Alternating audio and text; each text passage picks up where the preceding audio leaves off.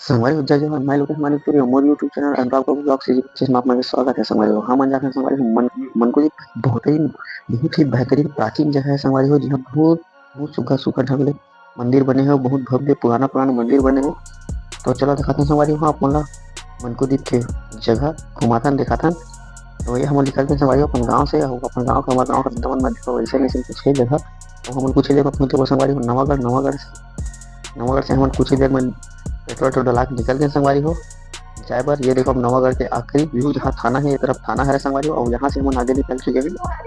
आगे जाएगा तब ये पहुंच गए हम शीतला मंदिर तरिया पार में, जहाँ राम मंदिर बनने वाला है। और यहाँ पहुंच गए हम संगवारी हो मूर्ता, जहाँ से आगे बढ़ गए नौकाबाद हम पहुंच गए संगवारी हो। ये सीधा मारो मारो के बाद में संगवारी हो हम निकल चुके हैं।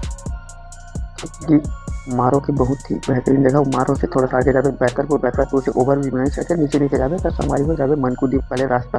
बल्कि मनकुदीप जस्ट ये अंडर ब्रिज से घुसबे ओखा बाद सीधा मनकुदीप के रास्ता चालू हो जाए संगवारी। ये देखो ये अंडर ब्रिज से अंदर घुसने देते ओखा बाद में मनकुदीप। ये देखो मनकुदीप जाए वाले रास्ता, जैसे पतला से रास्ता है संगवारी हो, यहाँ जावे। और ये देखो बहुत मस्त खाली जगह है, थोड़ा छाँव से खड़ा हो 5 मिनट हम धूप बहुत लगा थे, थोड़ा खड़ा हो जाकर करके 5 मिनट खड़ा हो संगवारी। उसके बाद फिर हम निकल चुके हैं आगे निकले संगवारी हो। तो आगे पहुंचना है। और ये देखो हम मनकुदीप जस्ट रास्ता गांव पहुंचने वाला है, पीछे देर में पहुंच जाओ संगवारी हो मनकुदीप। खबर कि हम नदिया के किनारे पहुंच ही चुके हैं। ये देखो शिवनाथ नदिया के किनारे हम पहुंच चुके हैं संगवारी हो। ये देखो शिवनाथ नदिया के जो स्टाफ डैम बने हैं, बहुत सुखद ढंग से बने हैं, बहुत अच्छा है। ये हम नदिया नहा के मनकुदीप टीला पहुंच गए। जय श्री सीताराम। मत्कुद्वीप जो है मांडुक्य ऋषि की तपस्थली, तो इसका प्राचीन नाम था मांडुक्य द्वीप। वर्तमान में इसको लोग मत्कुद्वीप इस नाम से जानते हैं। मांडुक्य ऋषि ने एक उपनिषद की रचना की है जिसका नाम है मुंडकोपनिषद। उसी मांडुकोपनिषद से भारत का जो राष्ट्रीय वाक्य है सत्यमेव जयते, तो सत्यमेव जयते उस उपनिषद से लिया गया। तो हम कह सकते हैं कि भारत का जो राष्ट्रीय वाक्य देने वाला कोई स्थान है तो हमारे छत्तीसगढ़ का ये मत्कुद्वीप है, इसलिए राष्ट्रीय महत्व का स्थान है। यहाँ पर मांडुक्य ऋषि की बहुत सुंदर एक स्टेचू बनी हुई है गणेश मंदिर के बगल में। मांडुक्य ऋषि ने मांडुकोपनिषद की रचना करते हुए सत्यमेव जयते कि भारत का राष्ट्रीय वाक्य देने वाला स्थान हमारा मत्कुद्वीप है। सामने जो मंदिरों की एक श्रृंखला आपको दिखती है, 18 मंदिर है उसमें। ASI के द्वारा 2011 में उसका उत्खनन हुआ। उसमें एक विशेष प्रकार की आकृति निकली, उसको हम कहते हैं स्मार्त लिंग। स्मार्त लिंग जो होता है 5 देवताओं की पूजाओं का प्रतीक है।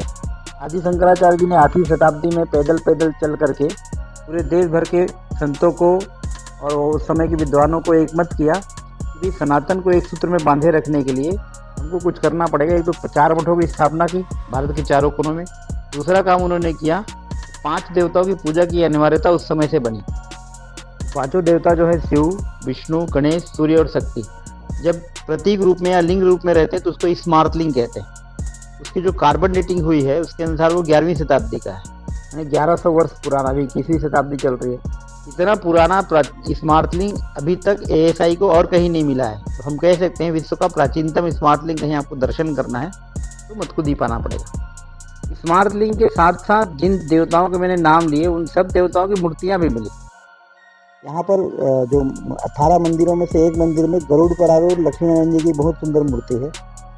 एक तरफ उमा महेश्वर की मूर्ति है, इसलिए इसको हरि और हरिहर इस क्षेत्र इसलिए कहते हैं कि हरि और हर दोनों की मूर्तियाँ मिली और हरि और हर का मिलने का स्थान रहा होगा, ऐसा एक मान्यता है, इसलिए हरिहर क्षेत्र। गणेश जी की प्रतिमा मिली है, अष्टभुजी है। अष्टभुजी गणेश प्रतिमा बहुत रेयर है।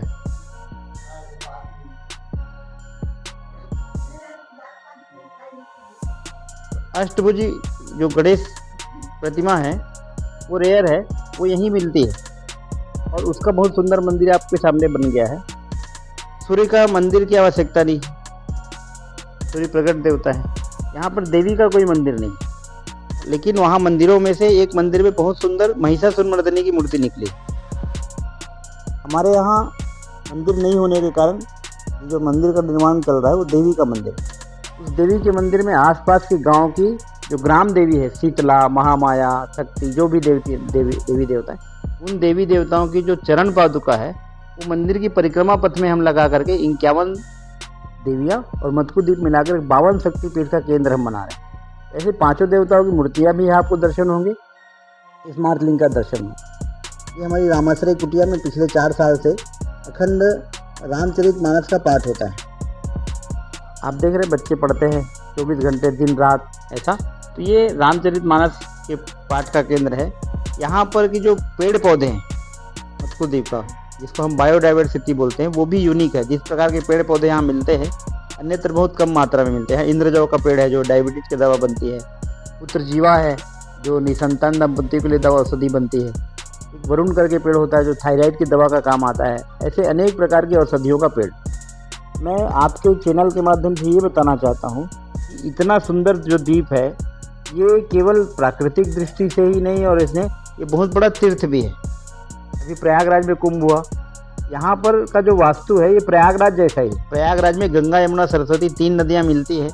तीनों मिलकर के त्रिवेणी की धारा जो है उत्तर वाहिनी होकर के ईशान कोण में 28 डिग्री मुड़ के पूर्व वाहिनी होती है। आपने मैप में देखा होगा।